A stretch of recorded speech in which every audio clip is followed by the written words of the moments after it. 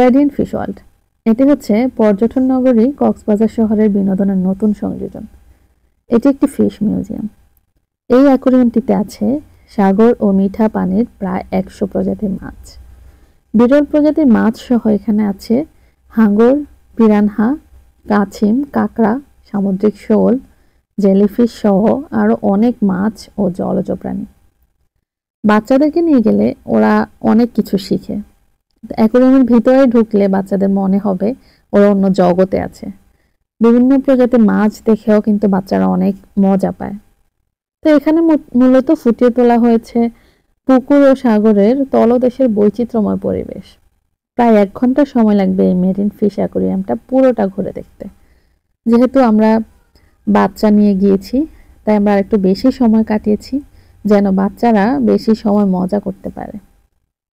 কক্সবাজার সমুদ্র সৈকতে বাচ্চা নিয়ে বেড়াতে গেলে সমুদ্রতলের এই প্রাণী জগতের মেলা চোখের সামনে দেখার সুযোগ হাতছাড়া করা একদমই উচিত হবে না।